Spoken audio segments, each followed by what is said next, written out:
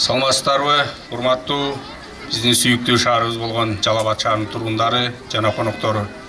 Сиздердин баарыңыздарды бүгүнкү өтө маанайды көтөрө турган, өтө бир эсте кала турган тарыхый күн болуп жаткан ушул парктын ачылышы менен чын дилимден, өзүмдүн атымдан жана ошондой эле ушул Жалал Абад округуна шайланып барган Шайырбек Кыдыршаевич, Жеңишбек Шермановичтин атынан, мен кесиптештердин атынан чын ниеттен куттуктайм.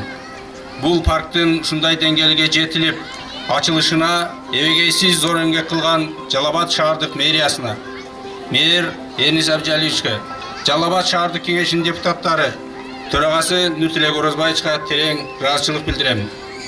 Бул парктын ачылышында булар аябай чоң эмгек жасады.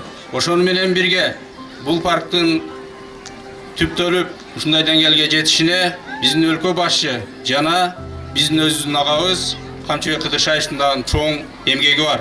Аларга дагы терең ыраазычылык билдиребиз. Урматтуу биздин шаардын тургундары, бул парктын мына биз эгемендүүлүк алгандан бери биринчи жолу биздин Жалал Абад жергесинде ушундай парк ачылып олтурганы биздин жалал абадтыктар үчүн чоң кубаныч.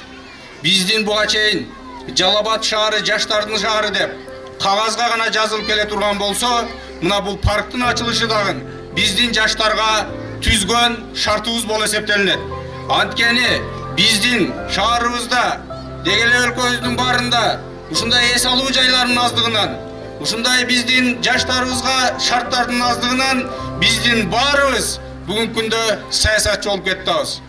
Бул биздин жаштар үчүн эң чоң жеңиш. Анткени ушул паркка келип, ушул бактан, ушул бактарактардан чыккан биздин абабызды байыткан Кычкылтеке бай жерде биздин улуу жазуучуларыбыздын, улуу акындарыбыздын чыгармаларын окуп, биздин келечегибизге акылдуу, билимдүү келечекти көрө билген балдар ушул жерден жетилип чоңоет.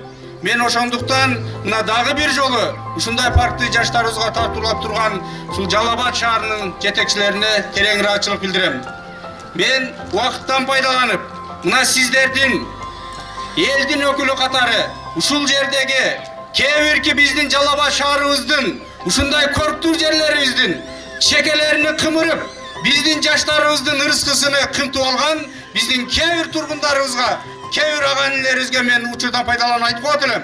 Ошондой алган жерлериңиздерди бүгүнкү күндө Кудайдын ыраазычылыгы үчүн, жаштарыбыздын келечеги үчүн ушул шаар мэриясына кайтарып бериңиздер. Мен ушул паркка кирип келип жаттагын, ушул жерден дагы кымырылып алган жерлерди көрүп, зээним кейиди. Анткени биз ушунча жылдын аралыгында элдин ырыскысын жеп жүрүп, баарыбыз артка кеттик. Биз баарыбыз аркага карап кадам таштадык, алдына эмес.